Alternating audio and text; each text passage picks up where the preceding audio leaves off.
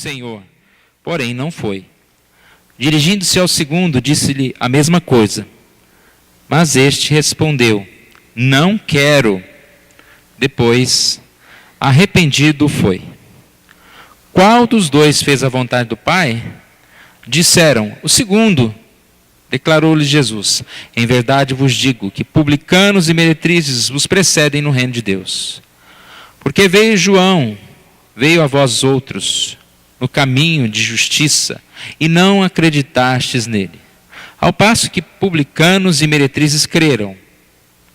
Vós, porém, mesmo vendo isto, não vos arrependestes, afinal, para acreditardes nele. Senhor Deus, nós agradecemos a Ti, Senhor, pela Tua palavra. Nós Te louvamos, porque o Senhor é aquele que nos sustenta, o Senhor é aquele que também requer de nós, ó Deus, obediência, requer de nós, ó Deus, atenção à Tua palavra, aos Teus propósitos. E que a mensagem desta noite, mais uma vez, venha falar conosco, nos dando, ó Deus, esse desejo, esse privilégio de Te servir mais, ó Deus, de obedecer ao Senhor. Nós oramos em nome de Jesus. Amém. Em Jerusalém, Jesus enfrentou uma série de polêmicas com judeus. E eles sempre, tratavam de surpreendê-lo com algumas perguntas, sempre com algumas armadilhas. Existiam 3 grupos religiosos: os herodianos, os saduceus e os fariseus. E eles eram contrários entre si. Mas, como todos os 3 eram inimigos de Jesus, se juntaram para tentar, de certa forma, pegar Jesus em alguma contradição. E este ódio era tão grande que eles sempre seguiam Jesus com perguntas, com calúnias. E essa parábola é uma resposta de Jesus a estes que queriam persegui-lo. E nós sabemos que, de certa forma, aqueles homens perceberam isso. Mateus 21, 45, nós vemos aqui: quando os chefes dos sacerdotes e dos fariseus ouviram as parábolas de Jesus, compreenderam o que ele falava a respeito deles. Ou seja, que Jesus, ele estava, de certa forma, cobrando aqueles homens. Se nós olharmos um pouquinho antes do texto que foi lido, aqui há uma pergunta: com que autoridade que Jesus estava batizando ou fazendo aquelas coisas? De onde era o batismo? De João, ou do céu, ou dos homens? Então eram perguntas para pegar Jesus aí, uma resposta errada. Jesus aqui nesse caso, ele respondeu com outra pergunta. E nós percebemos que os próprios fariseus aqui, eles não souberam como responder. E aí então, houve-se o silêncio. Quando Jesus diz: se vocês não vão me responder, nem eu também vou responder a vocês. Então nós percebemos que aqui então essa parábola está relacionada com esse contexto de perguntas, de questionamentos, de tentar pegar Jesus em uma contradição. A parábola é muito simples. Aqui há um pedido feito, e quando se faz um pedido, provavelmente você quer o atendimento. Qual é o pedido? Um pedido de um pai a um filho para que vá trabalhar com ele na vinha. Era necessária essa ajuda do filho. O primeiro filho disse sim, respondeu bem, ainda disse Senhor, respondendo de maneira educada, polida. Entretanto, não foi. O segundo filho, a mesma pergunta, do mesmo jeito. Esse respondeu: não quero.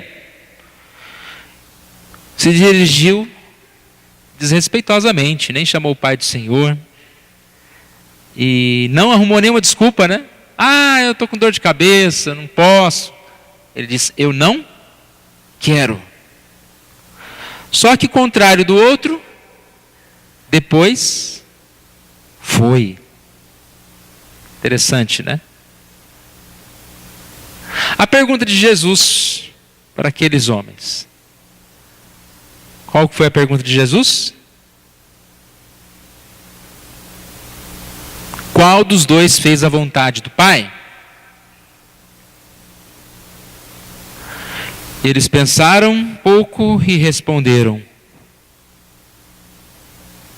o filho que primeiro recusou, mais tarde, mudando de ideia, fez a vontade do Pai. E aí ele então esclarece essa parábola dizendo que vocês são como este primeiro filho, que disse sim, mas depois não foram. Jesus se refere à resposta que eles deram no início do ministério de João Batista. É interessante que eles, de certa forma, disseram parte de um sim. João 5,35 diz: ele era a lâmpada que ardia e iluminava, e vós quisestes por algum tempo alegrar-vos com essa luz, com a luz. Então eles começaram querendo ir, mas depois não foram. Lucas 7, 29 a 30 também diz a mesma coisa. Até os publicanos reconheceram a justiça de Deus, tendo sido batizados com o batismo de João. Alguns não, mas publicanos, alguns se batizaram. Mas depois se afastaram. Então fica claro que o primeiro filho, aquele que diz sim, Senhor, porém não foi, é comparado a esses líderes religiosos dos dias de Jesus. Nós podemos aprender com esse primeiro filho, como também com o segundo filho. O primeiro filho, é claro que nós precisamos aprender como não fazer, como não viver. Esse primeiro filho representa todas aquelas pessoas que vivem apenas para aparecer. A preocupação deles é não ser questionados. Vivem para ser vistos dos homens. Mateus 23, 5 a 7 diz: praticam, porém, todas as suas obras com o fim de serem vistos dos homens. Pois nos banquetes e as primeiras cadeiras das sinagogas, as saudações nas praças e os serem chamados de mestres pelos homens. Irmãos, quanto existe isso? Pessoas que só respondem sim à aparência, quando são chamados para serem vistos dos homens. Num primeiro momento, responde sim, pois não quer ser criticado, mas depois abandona. Qual o maior exemplo desse primeiro filho? São aqueles que não praticam o que pregam. Os líderes religiosos falavam tanto de Deus, eram peritos em Deus, no entanto, não praticavam. Uma forma de errar, de ser como esse primeiro filho, é simplesmente dizer sim para tudo. Mas na hora de praticar, e como é que a gente diz sim? Às vezes é só com a cabeça, né? O pecado é ruim. É ruim. Eu não devo falar mal do meu irmão. Não devo falar mal do meu irmão. A primeira oportunidade que nós temos, você disse sim, mas depois diz não. Ou você diz não, depois diz sim. Contrário à verdade. O segundo filho, esse é bom a gente aprender com ele. Descreve aqueles descaracterizados da sociedade, publicanos, meretrizes, aqueles que por longo tempo não se preocuparam em seguir Jesus, mas no momento eles decidiram pela verdade. Lucas 7,47 diz: por isso te digo, perdoados lhe são os seus muitos pecados. Está falando a respeito daquela mulher que resolve seguir Jesus, mesmo sendo pecadora. Este segundo filho é alguém que, mesmo depois de negar por algum tempo a verdade, ele tomou consciência de que o dever dele era mais importante do que a sua vontade. Esse segundo filho é alguém que tem dificuldades de simplesmente, pela aparência, tomar decisões. Mas é alguém que quer servir a Deus. É alguém que, mesmo de certa forma errando, pois o bom é que se ele dissesse sim, vou e fosse, né? Mas é alguém que, por ter tomado uma decisão errada, não desistiu. É alguém que reconheceu os seus pecados e mudou. Que filho nós somos comparados, irmãos? Eu creio que nós somos comparados a esse segundo filho. Porque nenhum homem é totalmente responsável. E quando Jesus fala, ele está se referindo a isso. Ele conhecia uma classe que era apenas aparente. Falava assim, mas não seguiu. E ele conhecia os seus verdadeiros filhos, aqueles que o negaram, aqueles que por uma natureza pecaminosa andaram errado, mas um dia voltaram atrás, e mesmo dizendo não, sua palavra depois foi sim. A atitude chamada do texto aqui é uma atitude de obediência. O que Deus quer de nós é aprendermos a amar, a doar por amor. E é interessante que o que nós vamos perceber aqui é que às vezes nós temos dificuldades de entender esse amor do segundo filho, que disse não e depois arrependido foi. Nós preferimos o amor do primeiro, que sempre diz sim, mas na hora que você vai querer contar com o indivíduo, ele não está lá. Mas a gente prefere esse. Alguém que não fale não para você. Alguém que aparentemente vai te ajudar, que é teu amigo. E infelizmente, irmãos, está cheio de gente só prometendo, só de aparência. Como é difícil ouvir um não. Às vezes como é difícil também dizer um não. Mas nós precisaríamos entender melhor isso. Doar-se, então, irmãos, é um ato positivo. É um ato que às vezes nós pensamos que ele só é genuíno quando ele vem de sentimentos positivos, quando ele é espontâneo, quando ele é movido por bons sentimentos. Mas é errado. Nem sempre é assim. Nem sempre nós vamos doar movido por bons sentimentos. Não vou dizer que a maioria das vezes, mas muitas vezes nós não queremos fazer certas coisas. Às vezes nós não queremos ir à igreja, ou não queremos dar o dízimo, ou não queremos ajudar alguém, mas no ato de doar-se, no ato de obedecer, no ato de saber que é a minha responsabilidade, eu vou como esse segundo filho, mesmo que no meu coração eu diga não, eu vou fazer sim, fazer o que é correto. Repare que se você só fizer o bem quando você tiver uma potencialidade total de boa vontade no seu coração, acho que você nunca vai fazer o bem. Principalmente o bem quando é difícil. Fazer o bem assim, coisinha facinho, tudo bem. O exemplo maior disso é Jesus. Qual foi o maior bem que Jesus fez? Morreu na cruz para nos salvar. E ele disse: oh, que maravilha, eu vou. É tudo que eu quero, morrer na cruz. O maior feito, o ato de Jesus, a atitude de Jesus foi realizada em extrema angústia. Ele não queria ir, mas não deixou de ser um ato de amor, de doação. Ele diz: meu pai, se possível, passa de mim esse cálice, todavia não seja como eu quero, e sim como tu queres.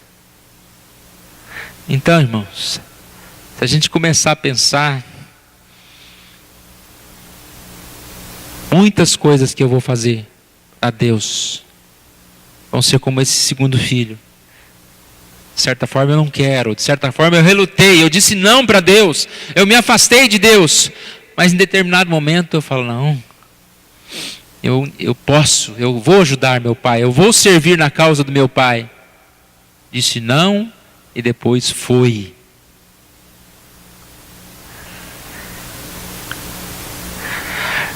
Não apenas viver como este fariseu que aparentemente no lugar do doar, ele tem uma outra palavrinha, ele cede, o ceder.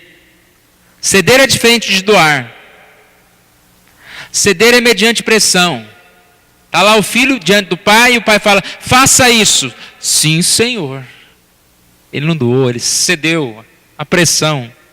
Só que esse que cedeu, a primeira oportunidade que ele tiver, ele vai escapar.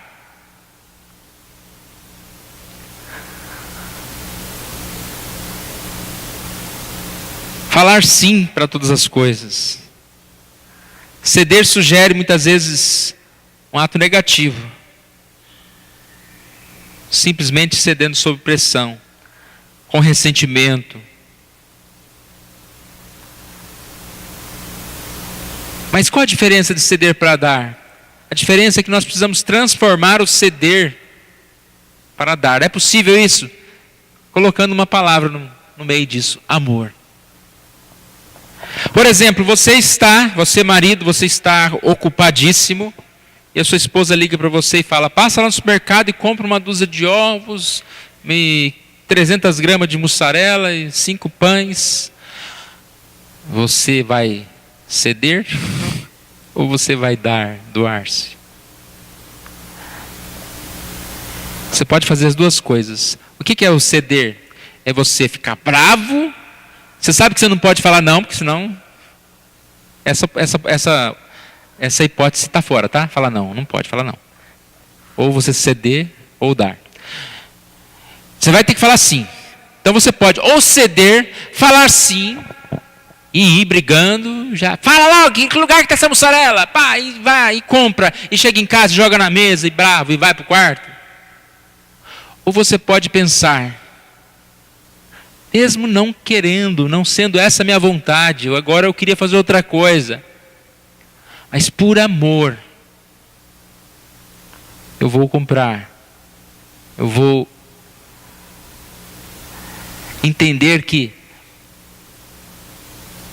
ela está precisando de mim, de que eu realizar esse pequeno ato, eu estarei fazendo algo de bem para minha esposa.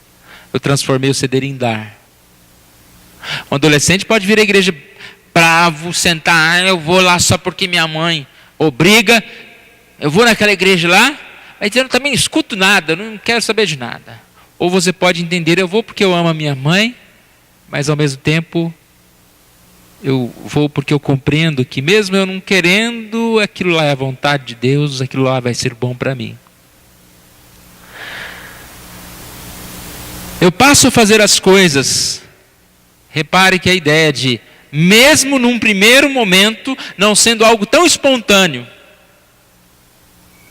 mas eu passo a fazer essas coisas por doar. A grande questão dessa mensagem é um alerta para nós em relação a essa questão do às vezes a gente se sente mal em fazer uma coisa quando a gente diz não no nosso coração, mas a gente, de certa forma, faz como aquele filho que disse não, mas foi. Parece que aquilo não foi um ato bom, aquilo não vai servir. Serve sim. Esse texto diz que o filho que fez a vontade do pai foi aquele que, mesmo dizendo não, arrependido foi. É isso que Deus quer. Ele não quer pessoas perfeitas que só digam sim. Pelo contrário, se a gente for tão perfeitinho, só de sim para Deus, nós temos que colocar a nossa fidelidade em jogo. Se ela realmente é sincera. Ele quer alguém como eu e você, que mesmo pecadores, em muitas situações falamos não para Deus. Com os nossos atos, falamos não para Deus com o nosso pensamento. Mas em um momento especial da graça de Deus atingindo nossa vida, nós confessamos nossos pecados, nós nos arrependemos e fazemos aquilo que deve ser feito. Não obrigados, não cedendo a uma vontade do Pai porque Ele está vendo, mas por amor. Mesmo muitas vezes sem vontade, mas por amor. Deus quer a nossa obediência. Nós entendemos que a palavra de Deus diz que os amigos de Deus são aqueles que fazem o que Ele manda. O próprio Jesus, o Deus, obedeceu todas as coisas. João 6, 38, 39 diz: eu desci do céu, não para fazer a minha própria vontade, sim a vontade daquele que me enviou. E a vontade de quem me enviou é esta: que nenhum eu perca de todos os que me deu. Pelo contrário, eu o ressuscitarei no último dia. Interessante ouvir Jesus falar isso, né? Eu vim a esse mundo, mas não fazer a minha vontade. Mas eu vim cumprir uma missão. Quantas vezes a gente tem essa visão na nossa vida? Qual o propósito que eu vim a esse mundo? Eu vim a esse mundo não para fazer a minha vontade, mas a vontade daquele que me enviou. Tão diferente isso. E o Pai diz: venha, vamos comigo lá trabalhar na vinha. E qual é a nossa resposta? Nós precisamos entender que Deus nos dá essa oportunidade de servi-lo, de amar o Senhor. E todo esse ato de dar é um ato de amor. É um ato de vontade, decisão e escolha, que parte de alguém que realmente consegue entender o seu compromisso com o Pai. É interessante que aqueles dois poderiam entender mais ou menos o compromisso. Mas um deles foi o que entendeu realmente. Que ele não deveria pensar em si mesmo, não deveria medir esforços. E deveria largar a sua vontade para fazer a vontade de Deus. Às vezes a gente responde muito rápido. Se eu fizer a pergunta: você quer servir a Deus? Eu quero, eu quero. Olha, foi essa a pergunta. Segue-me? Sim, Senhor. O outro respondeu: eu não quero. Já pensou isso? Deus fala com você: venha me servir. E você diz para ele: eu não quero. Coragem, não? Mas depois, arrependido, foi.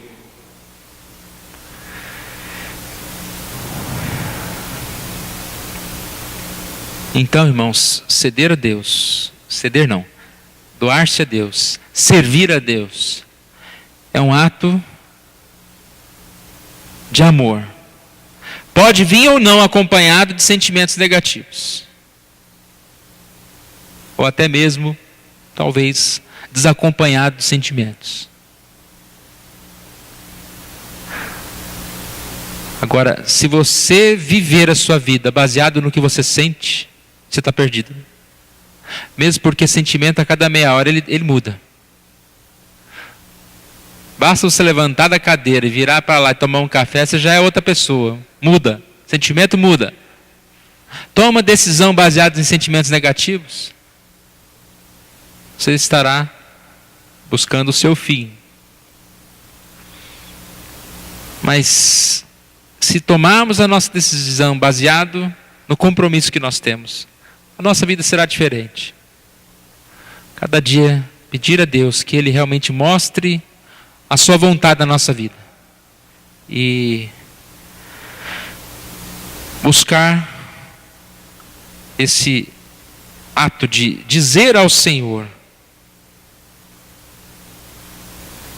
do seu arrependimento, da sua atitude.